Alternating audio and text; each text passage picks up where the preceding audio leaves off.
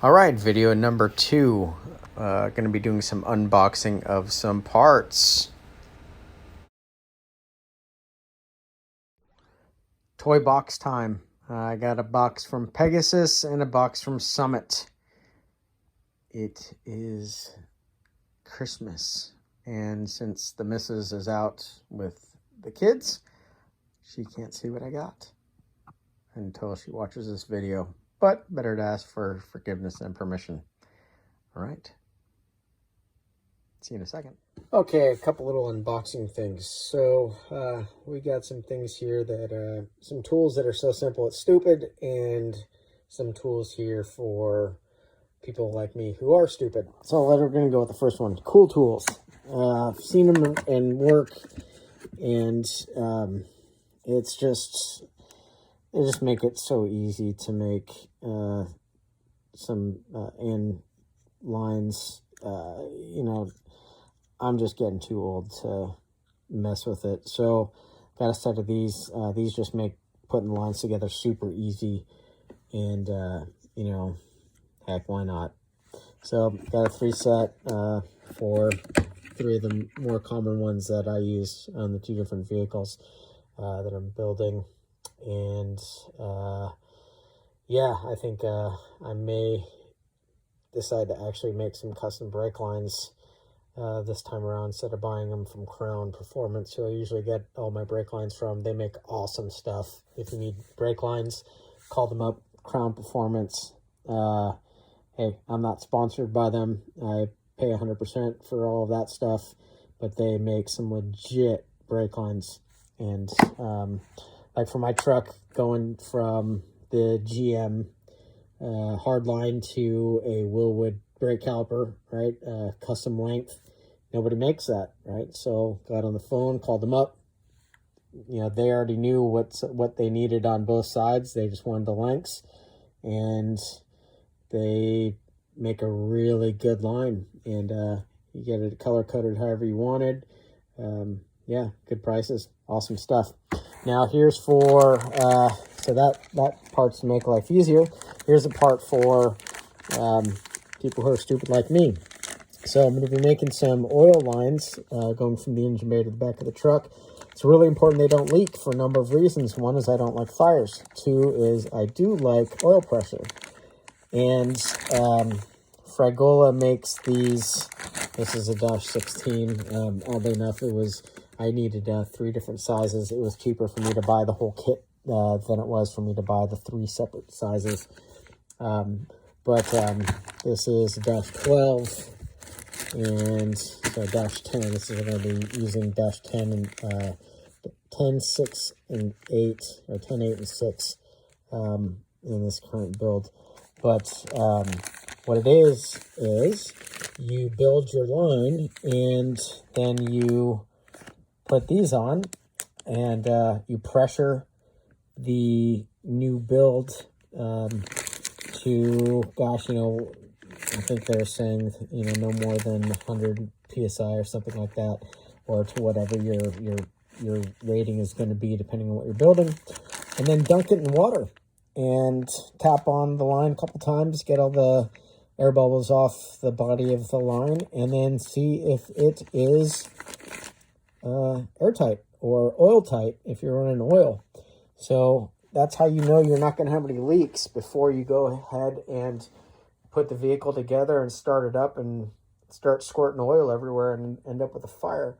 So I know the oil cooler that's on the truck that the fabricator who chopped the frame put on there, it has an oil leak, and it is a nightmare. So for anybody who's building lines, this is a great way to make sure that they're tight before you end up with a fire. Great piece of kit right here. These are made by Fragola. I don't know if anybody else makes them. I'll put a link to where I got them from, I think. But definitely, you can see they're made by Fragola. They are awesome. And then lastly, so here is the temperature switch for the oil cooler fans. This one is 180 degrees as it turns on and turns off at 165. I basically came up with this number after talking to a bunch of people who are smarter than me. But I guess the theory is that if the thermostat bypass fully cracks open or cracks open at 180, and it's going to be running from, that thermostat bypass is going to be up front by the engine, and then the oil has to go through hardline underneath the vehicle, and I may use power steering coolers instead of just plain hardline. But so it's going to go through the hardline and then through the bed up to the cooler itself. It's going to go through the cooler and then back down to through the temperature switch and then back into the engine.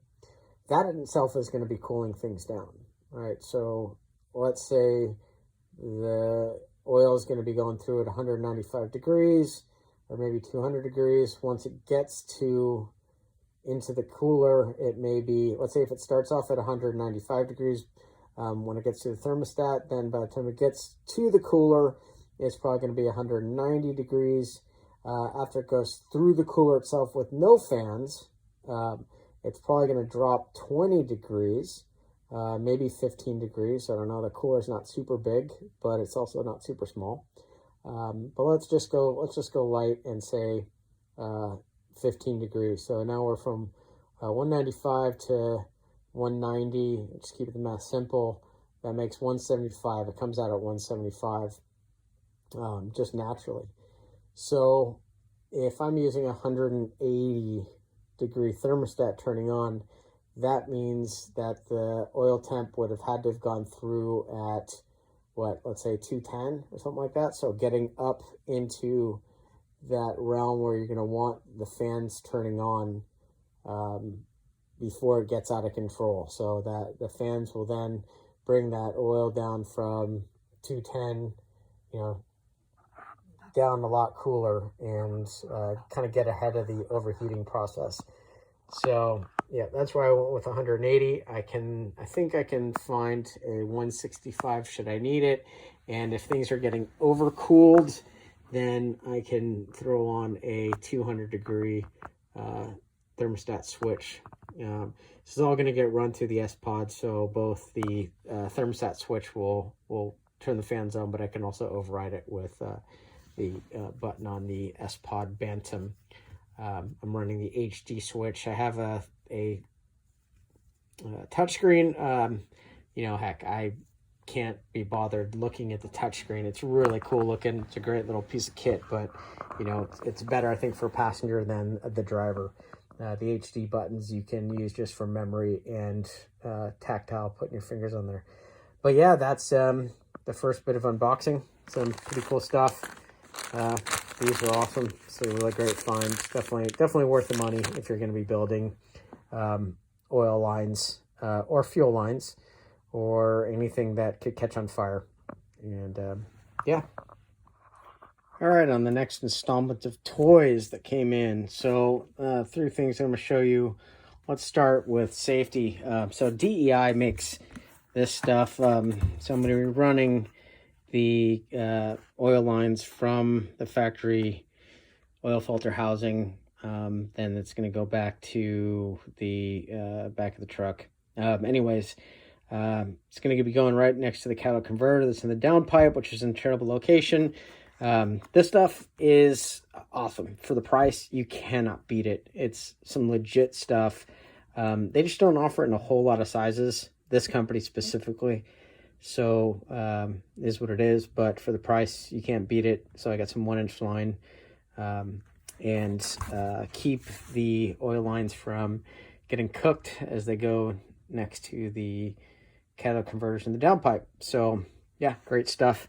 Next thing is the improved racing thermostat. So our factory oil filter assembly doesn't have a thermostat bypass in it because the factory setup throws the engine oil straight into the radiator to use it to heat up the oil quickly, and then After it's heated up, then it uses it to cool it down. Now the target temperature on the factory radiator is between 214 degrees and 222 degrees, depending on different things.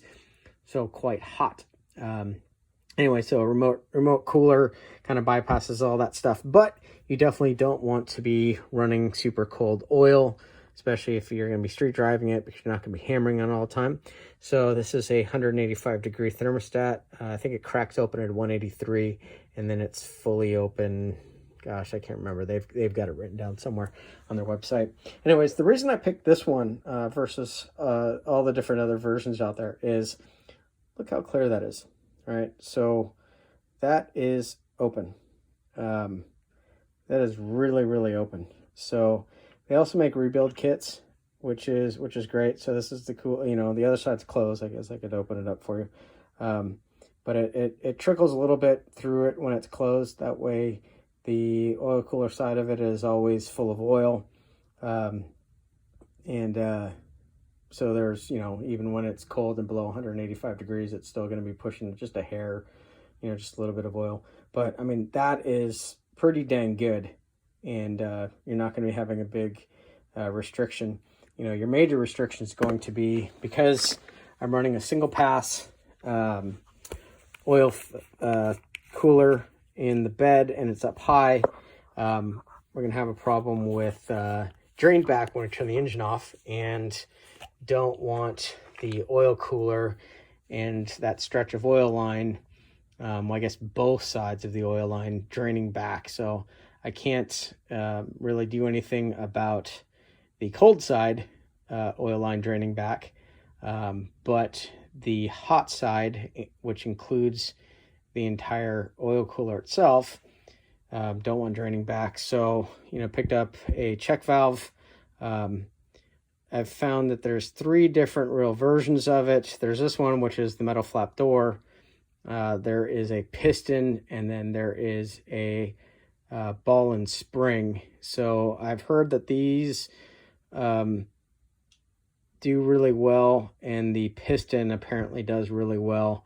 The piston, which is made by, I think it's made by Phoenix. Was it made by Phoenix? I can't remember. Anyways, it's not available for, at least a month and a half. This is made by Earls. It's the flapper door. I don't know if you can see it in there, but yeah, it's supposed to be less than 1 PSI to open it. And yeah, I blew on it. It does not let any oil go back, and it doesn't take much effort to open it. It's a little restrictive. It's a little bit smaller than a Dash 10 in there. So it is what it is. Maybe that'll help keep the pressure up. Who knows? Anyways, yeah, so that's the next installment of it. So this is, again, made by the guys over at Improved Racing. They make some really cool stuff.